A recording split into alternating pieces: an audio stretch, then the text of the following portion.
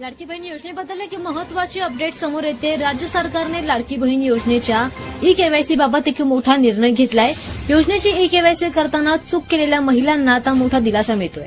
राज्यात लाडकी बहीण योजनेच्या लाभार्थ्यांची अंगणवाडी सेविकांमार्फत प्रत्यक्ष पडताळणी करण्याच्या सूचना दिल्या गेल्यात। मंत्री अदिती तटकरे यांनी याबाबत सोशल मीडियावर पोस्ट शेअर करत याबद्दलची माहिती दिली आहे। दरम्यान गेल्या काही दिवसांपासून लाडक्या बहिणींना चिंता लागून होती की त्यांचे पैसे अजूनही त्यांना मिळाले नाहीत, त्यांचा हप्ता त्यांना मिळाला नाहीत आणि त्याबद्दल आता एक मोठी बातमी समोर येते। मुख्यमंत्री माझी लाडकी बहीण योजनेचे पैसे काही लाभार्थी महिलांना मिळणं बंद झालंय। त्यामुळे काही महिन्यांपासून काही महिलांना महिन्याचे 1500 रुपये मिळणं बंद झालं आहे। कारण सरकारने लाभार्थी महिलांना ई-केवायसी करण्याची मुदत दिली होती। सरकारने दिलेली मुदत संपली आहे, तर काहींनी ई-केवायसी करताना चूक केली, त्यामुळे त्या महिलांना लाभ मिळत नाहीये। काही महिला योजनेचे पैसे मिळत नसल्यामुळे वारंवार बँकेमध्ये फेऱ्या देखील मारतात। त्यामुळे आता राज्य सरकारने एक मोठं पाऊल उचललंय। महाराष्ट्र सरकारचे मुख्यमंत्री माझी लाडकी बहीण योजना ही राज्यातील महिलांसाठी एक अत्यंत महत्त्वाची आणि लोकप्रिय योजना या ठिकाणी ठरलेली आहे। या योजनेअंतर्गत पात्र महिलांना दर महिन्याला 1,500 रुपयांचे आर्थिक सहाय्य याच्या माध्यमातून दिले जाते। परंतु अनेक महिलांना सध्या एक मोठी समस्या या ठिकाणी भेडसावत आहे, ती म्हणजेच हप्त्याचे पैसे त्यांच्या खात्यात त्या ठिकाणी आलेले नाहीत। जर तुमच्याही खात्यात पैसे आलेले नसतील तर तुम्हाला घाबरण्याची गरज नाहीये। सरकारने यासाठी ऑनलाईन तक्रार करण्याची सोय देखील उपलब्ध करून आता दिलेली आहे। आता या ठिकाणी पाहून घ्या पैसे नेमके का येत नाहीत। आता याच्या मुख्य कारणांमध्ये आपण पाहून घेऊया। लाडकी बहीण योजनेचे पैसे न येण्यामागे काही सामान्य कारणे तुम्हाला असू शकतात। पहिले म्हणजेच ई-केवायसी तुमची त्या ठिकाणी पूर्ण नसणे। अनेक वेळा अर्ज केल्यानंतरही ई-केवायसी आधार पडताळणी पूर्ण होत नाही, त्यामुळे तुमचे पैसे त्या ठिकाणी अडकत असतात। आता दुसरे म्हणजेच बँक खाते तुमच्या आधार कार्डशी त्या ठिकाणी लिंक नसणे।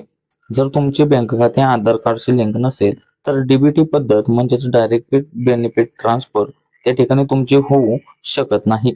आता तिसऱ्यामध्येच तुम्ही आता पाहून घ्या अर्जातील तुमची माहिती त्या ठिकाणी चुकीची असणे, नावातील स्पेलिंगची तुमची चूक असणे, चुकीचा खाते क्रमांक असणे आणि IFSC कोड देखील तुमचा त्या ठिकाणी चुकीचा असणे, यामुळे देखील तुमचे पैसे त्या ठिकाणी येत नाहीत। तसेच तुमच्या पात्रतेत देखील त्या ठिकाणी अडचण, काही महिलांना पात्रतेत बसत नसल्यामुळे देखील त्यांचे पैसे त्या ठिकाणी रोखले जाऊ शकतात। आता तांत्रिक अडचणी देखील आपण या ठिकाणी पाहून घेऊया। आता सरकारी पोर्टलवर तांत्रिक समस्या किंवा सर्व्हर इश्यूमुळे देखील तुमचे पेमेंट त्या ठिकाणी तुम्हाला उशिरा येऊ शकते। आता या ठिकाणी पुढेच पाहून घेऊया ऑनलाईन तक्रार नेमकी तुम्ही का करायची। जर तुम्हाला 1-2 महिने झाले तरी पैसे तुमचे आलेले नाहीत तर तुम्ही तक्रार करणे या ठिकाणी खूप महत्त्वाचे आहे।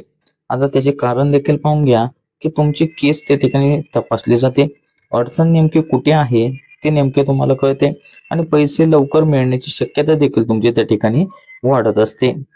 तर या ठिकाणी पाहून घेऊया ऑनलाईन तक्रार नेमकी कशी करायची आहे। आता तुम्ही काही स्टेप फॉलो करून ती ऑनलाईन तक्रार करू शकता। आता पहिल्या स्टेपमध्ये तुम्हाला अधिकृत वेबसाईटला त्या ठिकाणी भेट द्यायची आहे। लाडकी बहीण योजनेच्या अधिकृत पोर्टलवर तुम्हाला जायचे आहे। तिथे गेल्यानंतर दुसऱ्या स्टेपमध्ये तुम्हाला तक्रार नोंदवा हा पर्याय तुम्हाला त्या ठिकाणी निवडायचा आहे। होम पेजवर तुम्हाला कंप्लेंट हा असा पर्याय दिसेल, त्या ठिकाणी तुम्हाला क्लिक करायचे। नंतर तिथे गेल्यानंतर तुम्ही लॉग इन करा, तुमचा मोबाईल नंबर टाका आणि OTP द्वारे तुम्ही त्या ठिकाणी ते लॉग इन करून घ्या। तसेच पुढे गेल्यानंतर त्या ठिकाणी तक्रार फॉर्म तुम्हाला भरायचा आहे। फॉर्म मध्ये काही माहिती तुम्हाला भरायची, जसे की तुमचा अर्ज क्रमांक म्हणजेच ऍप्लिकेशन ID, तुमचे पूर्ण नाव, तुमचा मोबाईल नंबर, तुमची समस्या नेमकी कोणती आहे। उदाहरणार्थ तुम्हाला पैसे मिळाले नाहीत असा हा समस्येचा प्रकार त्या ठिकाणी निवडायचा आणि सविस्तर माहिती त्या ठिकाणी अपलोड करायची। नंतर पुढेच आवश्यक कागदपत्र देखील तुम्हाला त्या ठिकाणी अपलोड करायचे आहेत, जसे की तुमचे आधार कार्ड, बँक खात्याचे पासबुक, तसेच अर्जांची कॉपी आणि शेवटच्या स्टेपमध्ये तोच अर्ज तुम्हाला त्या ठिकाणी सबमिट करून घ्यायचा। सर्व माहिती योग्य आहे का हे तपासून तुम्ही सबमिट या बटनावर त्या ठिकाणी क्लिक करून घ्या। तसेच पुढेच पाहून घ्या ऑफलाईन तक्रार करण्याचा देखील पर्याय आहे।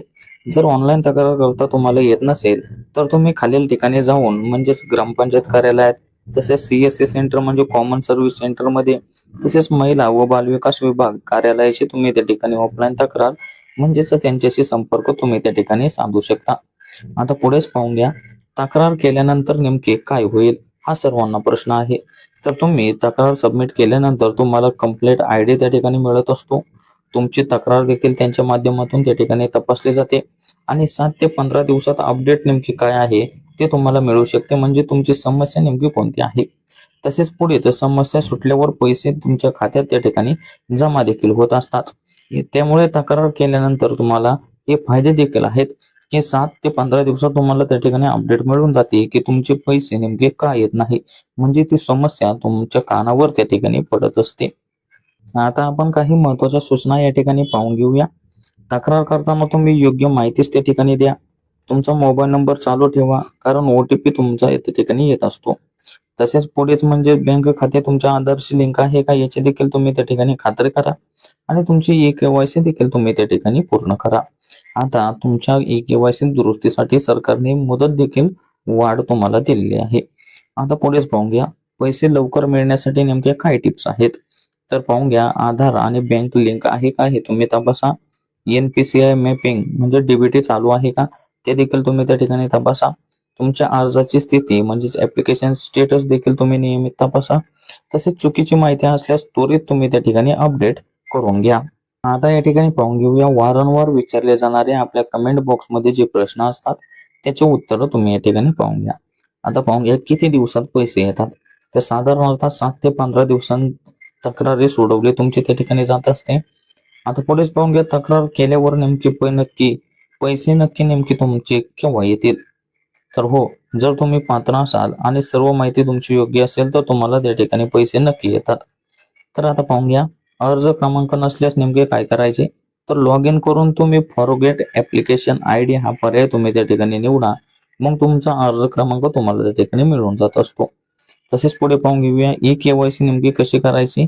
तर CSC किंवा ऑनलाईन पोर्टलवर जाऊन तुम्ही ते eKYC तुम्ही त्या ठिकाणी पूर्ण करू शकता. काही लाडकी बहीण योजनेचे रजिस्ट्रेशन फॉर्म्स जे आलेले होते ते साधारणपणे 2,63,83,589 इतके फॉर्म्स होते आणि यापैकी साधारणपणे 2,43,82,936 इतके फॉर्म्स हे विभागाने ग्राह्य धरले.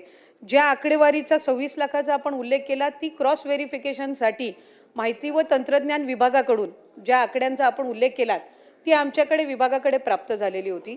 साधारणपणे महिला व बालविकास विभाग म्हणून आणि सर्वच सन्मान्य समोर बसलेले वरिष्ठ सदस्य आहेत, अनेक वर्ष त्यांनी सुद्धा मंत्रिमंडळामध्ये वेगवेगळ्या खात्यांमध्ये काम केलेलं आहे.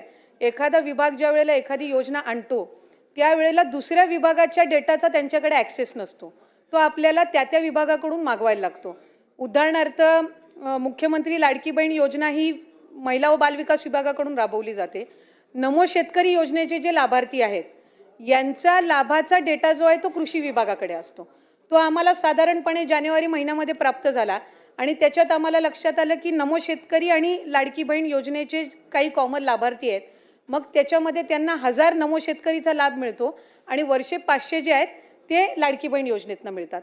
तसंच माहिती व तंत्रज्ञान विभाग असेल, शालेय शिक्षण विभाग असेल, अन्न व नागरी पुरवठा विभाग असेल, अशा वेगवेगळ्या विभागांकडे या संदर्भातली माहिती महिला व बालविकास विभागानेच मागितलेली होती.